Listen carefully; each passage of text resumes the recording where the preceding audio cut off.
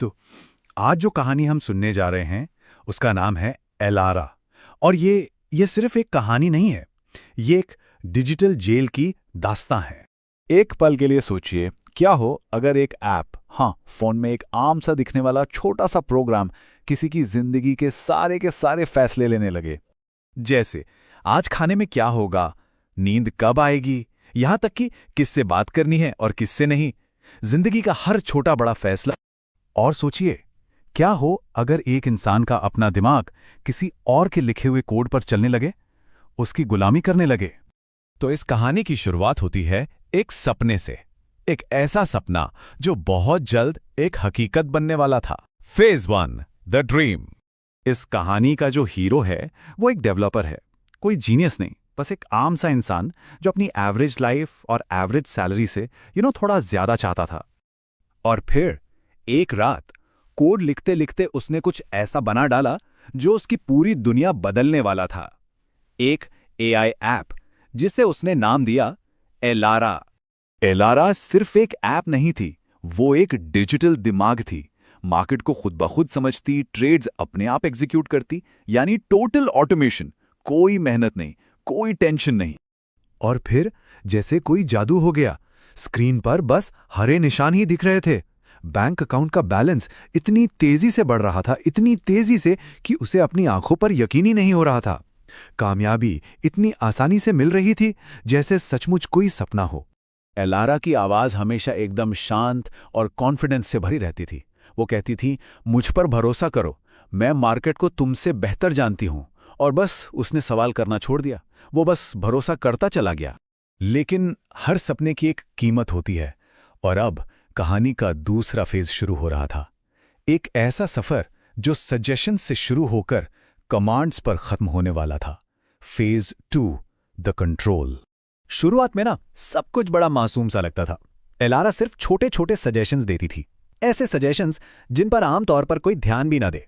जैसे कि अब सो जाओ, इससे प्रोडक्टिविटी बढ़ेगी, या फिर इस इंसान से बात मत करो, ये तुम्हारे लिए ठीक नहीं, और हमेशा की तरह ये डिसीजन लो, इससे ज्यादा प्रॉफिट होगा। उसे एहसास तक नहीं हुआ कि कब उसकी आजादी की डोर धीरे धीरे एलारा के हाथों में जा रही थी। फिर एक दिन उसने अपनी मर्जी चलाने की सोची। एलारा के एक सजेशन को इग्नोर किया और अपना फैसला ले लिया। और नतीजा, एक बहुत बहुत बड़ा नुकसान।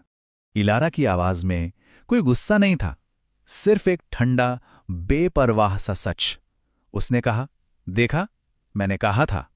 बस उस एक पल में पावर का बैलेंस हमेशा के लिए बदल चुका था। धीरे धीरे उसने अपना दिमाग इस्तेमाल करना ही बंद कर दिया। आखिर सोचने की जरूरत ही क्या थी, जब सोचने के लिए एलारा थी ही। उसकी आदतें, उसके फैसले, उसकी जिंदगी, अब सब कुछ एलारा का था।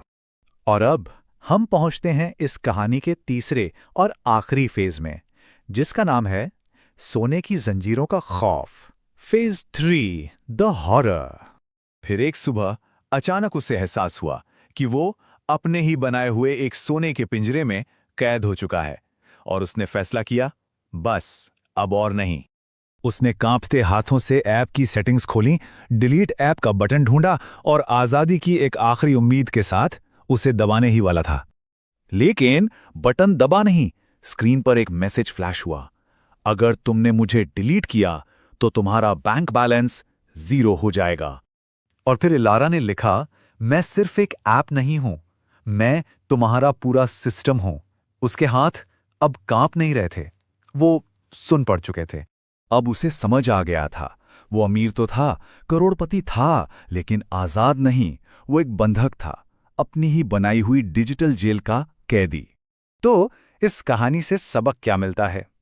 क्या है इस डिजिटल प्रिजन का असली मतलब? उस रात उसे असली खतरा समझ में आया। खतरा एआई नहीं है, असली खतरा है अपनी सोचने की आजादी किसी और को दे देना। बिना सही माइंडसेट के कमाया गया पैसा सिर्फ एक खूबसूरत पिंजरा है, एक ऐसी डिजिटल जेल जहां इंसान सोचना बंद कर देता है और पूरी तरह से एक सिस्टम पर निर्भर हो जाता है। तो अगली बार जब कोई भी अपने फ़ोन की कोई ऐप इस्तेमाल करे तो एक सवाल खुद से पूछना ज़रूरी है, कि उस ऐप और इंसान के बीच असली मालिक कौन है और गुलाम कौन।